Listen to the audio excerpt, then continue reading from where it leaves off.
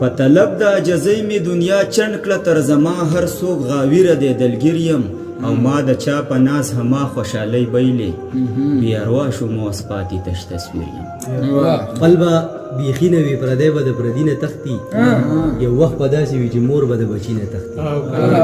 خپل به بیخي نه وي پردی به د پردي نه تښتي یو وخت به داسې وي چې مور به د بچي نه تښتي ناپوهه دومره تکبر کوي په خپل نصیبو حالات به دا وي چې قسمت به د تنګي نه تښتي الهي د خپل حبیب له برکته الهي د خپل حبیب له برکته دا ساده انشاء قبول د رحمان کړي ښه ماحول را جوړ شو دی چې په هغې کې زموږ سره انور سواتی هم ناست دی مبارک ارماني هم ناست دی او د بونیر د سیمې نه راغلی تکړه او ښه او زما د څنګ یار واحد الله نایاب صیب هم ناست دی زما په خوا کې رورجان هم ناست دی نور ملګري ناست دي نو کوشش کوو چې د دونه ښه شعرونه واورو ځکه چې ښه شاعران ناست دي او ستاسو سره شریک کړو نو راځو انور سواتی له چې د انور سواتی نه په زړه پورې کلام واورو او تاسو تیم خوندونه واخلئ او موږ به تیم خوندونه واخلو انور سواتی ته بلنه ده چې د خپل کلام شریک کړي ډېره زیاته مننه معصوم صاحب او د ملګرو په اجازت باندې به دغه غزل ووایم چې ارشاد تش کچکول ګرځوم زه داسې سوالګیر یم تش کچکول ګرځوم زه داسې سوالګیر یم او په خپله زه دشمن د خپل تقدیر یم او په طلب د عجزۍ مې دنیا چڼ کړه تر زما هر څوک غاویره دی دلګیر یم په طلب د عجزۍ مې دنیا چڼ کړه تر زما هر څوک غاویره دی دلګیر یم او ما د چا په ناز هما خوشحالۍ بیلې بې اروا شوم اوس پاتې تش تصویر یم بیا ووایه دا شعر مننه ما د چا په ناز هما خوشحالۍ بیلې بې اروا شوم اوس پاتې تش تصویر یم او چې به هلته څه ګزران او څنګه حال وي له دې غمه تمامي شپه په شوګیر یم مننه چې به هلته څه ګزران او څنګه حال وي له دې غمه تمامي شپه په شوګیر یم او ما له دې قید آزاد کې ذوالجلاله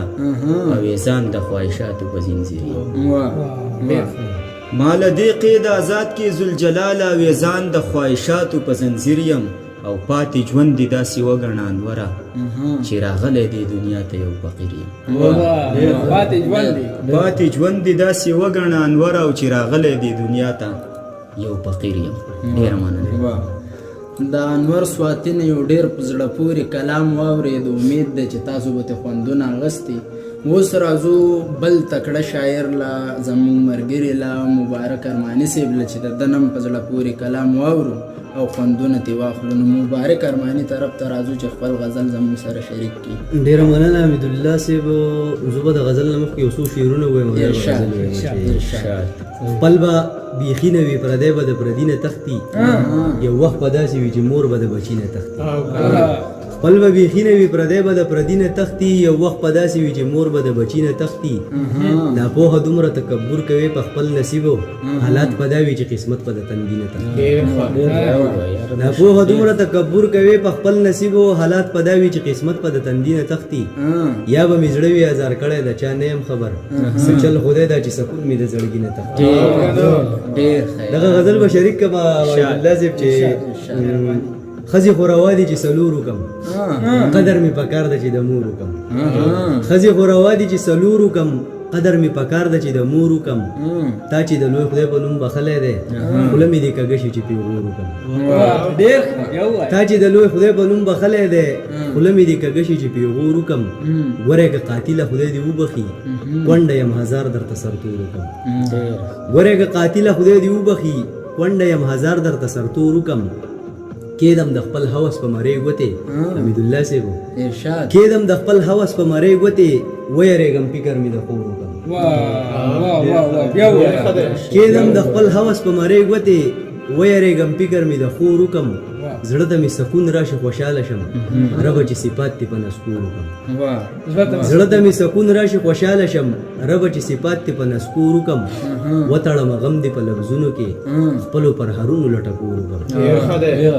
وتړم غم دی په لفظونو کې خپلو پر هرونو لټکور وکم او دومره بې وسیده چې تپوس مکړه خپلې تنهایۍ کې ځان ته شور وکم دومره بې وسیده چې تپوس مکړه خپل تنهایی کې ځان ته شور وکم او پایا مرمانی په امیدونو ستا